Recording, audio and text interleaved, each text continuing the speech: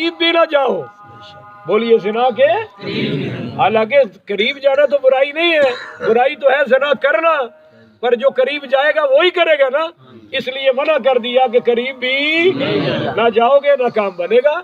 تو اصل میں تو منع تھا کہ اس درخت کا کوئی پھل کھانا, مگر منع کیا کیا, ولا تقربا بهذه الشجرۃ, تم نے اس کے قریب بھی فتکونا من الظالمین, اگر چلے گئے ایسا کر لیا کھا لیا تو آپ ظالموں میں سے ہو جائیں گے. اللہ نے قرآن میں کافروں کو بھی ظالم کہا ہے, تو کافروں کا ظلم اور ہے, اور کسی اپنے خاص کو ظالم کہہ دینا یہ اور ہے, اس کا معنی. اور سیدنا آدم علیہ السلام نے کوئی ظلم ہے, کیونکہ قرآن خود کہہ رہا ہے فَأَزَلَّهُمُ الشَّيْطَانُ, ان کو پھسلایا شیطان نے. بولیے جی پھسلایا کس نے؟ شیطان. فَأَزَلَّهُمُ الشَّيْطَانُ عَنْهَا, ان دونوں کو شیطان نے پھسلا دیا. ابھی حضرت آدم نہیں کہہ رہا کہ شیطان نے پھسلا دیا, یہ اللہ خود فرما رہا ہے. سبحان اللہ. سوال یہ پیدا ہوتا ہے کہ جب شیطان نے سجدہ نہیں کیا, سجدہ نہیں کیا, تو پھر وہ جنت میں کیا بنا, کیا لے رہا تھا بھائی؟ وہ کافر تو پہلے ہی ہو گیا تھا, پھر جنت میں کیسے پہنچا؟ تو علماء نے جواب دیے ہیں کہ وہ راندہ درگاہ تو ہو گیا تھا, پر ابھی تک جنت سے بولیا بستر گول کر کے نکلا نہیں تھا. آخری شیطانی اس نے یہ کر دی, آخری شیطانی اس نے یہ کہا اپنی. اچھا عجیب بات یہ ہے کہ جو بدبخت لوگ ہوتے ہیں نا, وہ غلطی کر کے بھی کسی اور پہ ڈالتے ہیں. وہ سنو تے پٹھے نو یہ پھر بھی سمجھ نہیں آئی کہ سجدہ میں نہیں کیتا, ہو سکیا یہ وجہ تو میرا سارا کام خراب ہوا ہے. یعنی کڑ پھر بھی انہیں حضرت آدم نال ہی رکھی ہے. بھئی تیرا مام حضرت آدم نے کیا سی سجدہ کرو, بولو آخیا کی نہیں ہے جی, تے پھر بھی انہوں قصہ کندے تے ہے. بس یہی مسئلہ ہے. کی کہندے نے غصہ کمار تے کرنا مثال ہو گئی نا, تو غصہ تے انہوں کرنا چاہیے سی اپنے کرتوت تے, مگر لے کدھر گیا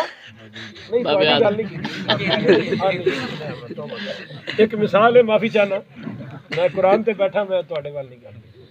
تو انہوں چاہیے سی کہ غصہ اپنے تے کردا, کدے تے کردا اپنے تے, کہ یار مجھ سے غلطی ہو گئی میں کیا کر بیٹھا ہوں, پر الٹا حضرت آدم علیہ السلام پہ وہ کر رہا ہے, انسانوں پہ ساری انسانیت کا دشمن بن گیا.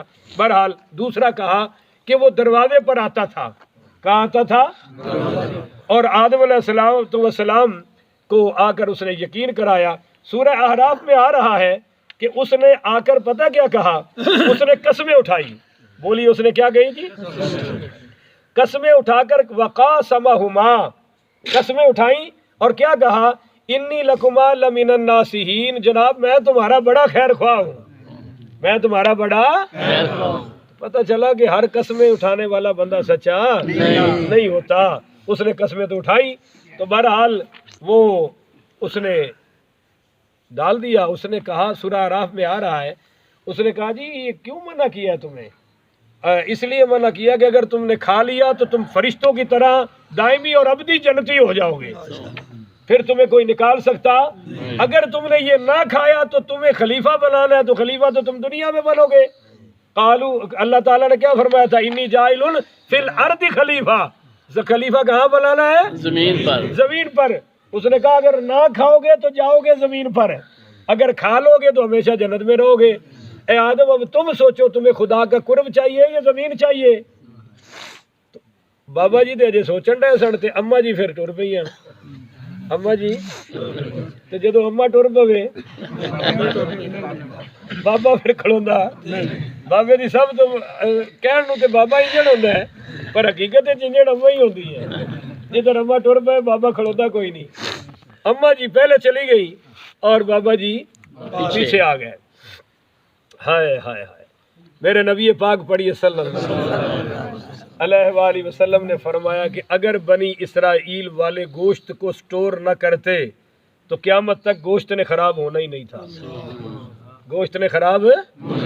اور فرمایا کہ اگر اما ہوا بابا جی آدم سے یہ خیانت نہ کرتی درخت والی, تو کسی عورت نے کبھی قیامت تک خامد سے خیانت نہیں کرنی تھی.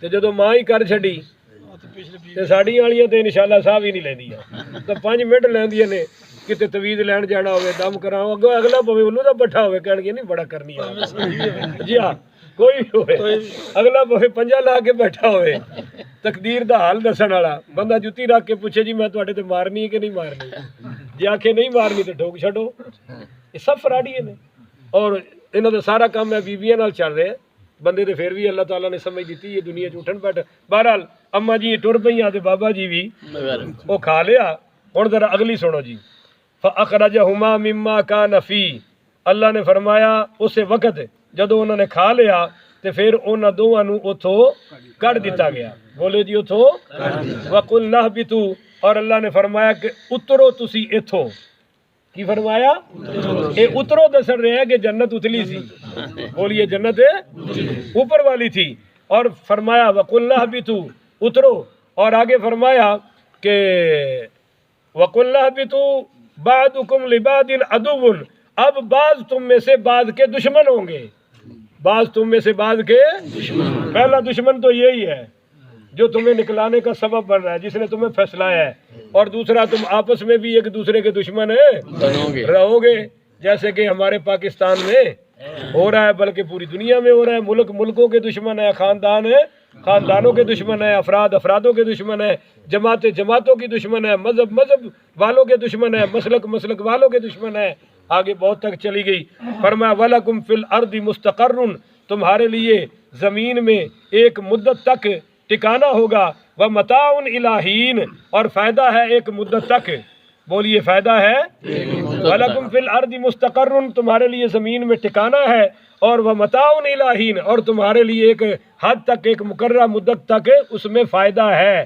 متاع کا بتایا تھا نا میں نے آپ